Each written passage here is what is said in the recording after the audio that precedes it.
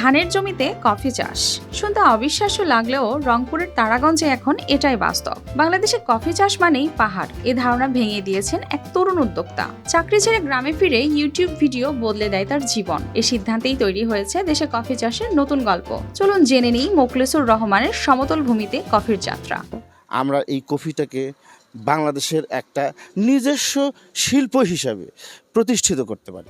রংপুরের তারাগঞ্জ উপজেলার গোয়ালবাড়ি গ্রামের বাসিন্দা মোখলেসুর রহমান। উচ্চশিক্ষিত এই তরুণ একসময় কর্মজীবনে যুক্ত ছিলেন শহরে, কিন্তু 7 বছর আগে ইউটিউবে পার্বত্য চট্টগ্রামের ঢালু জমিতে কফি চাষের একটি ভিডিও বদলে দেয় তার চিন্তা।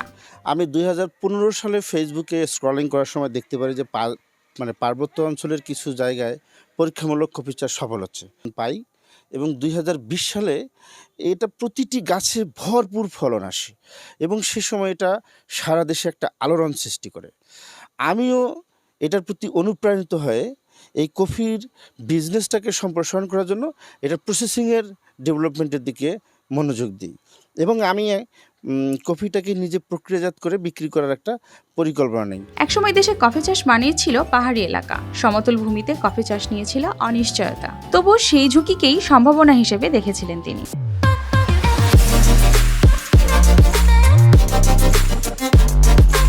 শুরুটা শখের বশে হলেও মাত্র 5 বছরে আর্থিকভাবে ব্যাপক সফলতা অর্জন করেছেন। এখন তার উদ্যোগে গড়ে উঠেছে দেশের বিভিন্ন জেলায় ছোট বড় প্রায় অর্ধশত কফি বাগান। দেশের কফি উৎপাদনে স্বয়ংসম্পন্ন করার স্বপ্ন দেখেন মোখলেসুর রহমান। কফি বাগানটা দেখতেছেন, এখানে বিভিন্ন লোকজন আসে কফি বাগানটা দেখে, চারা নিয়ে যায়, ফল নিয়ে যায় চারা লাগায় বিভিন্ন জন লাভবান হয়েছে। এটা দেখে আমরা তারাগঞ্জের মানুষ গর্বিত।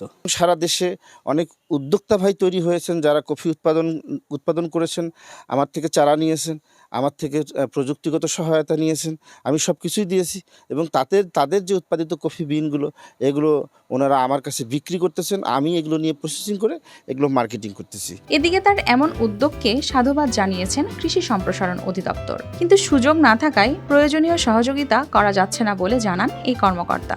পত্রিকায়ও এসেছিল যে কফি চাষি মোখলেসুর রহমান, আর কিন্তু আমাদের তারাগঞ্জ উপজেলায় আমাদের কৃষি সম্প্রসারণ অধিদপ্তরের যে একটা প্রকল্প আছে কফি এবং কাজু চাষ সম্পর্কিত, ওই প্রকল্পটা না থাকায় সরাসরি আসলে আমাদের তাদেরকে কোনো প্রোডাক্ট বা কোনো সহায়তা করা না গেলেও আমরা তার উৎসাহকে, তার যে উদ্যমটাকে অবশ্যই প্রশংসা করি এবং আমরা চাই যে উনি আরও এ বিষয়ে এগিয়ে যাক এবং আমরা তার পাশে আসি এবং ভবিষ্যতে কোনো দিন যদি আমাদের প্রকল্পের সহযোগিতা করার সুযোগ থাকে আমরা অবশ্যই তাকে সহযোগিতা করব এবং সবসময় উৎসাহ প্রদান করব। দেশে একদিন কফি উৎপাদনে স্বয়ংসম্পন্ন হবে এমন কল্পনা এখন বাস্তবতার পথে। সঠিক সিদ্ধান্ত আর সাহসী উদ্যোগ থাকলে সমতল মাটিও হয়ে উঠতে পারে কফি চাষের বড় ঠিকানা। News desk, RTV।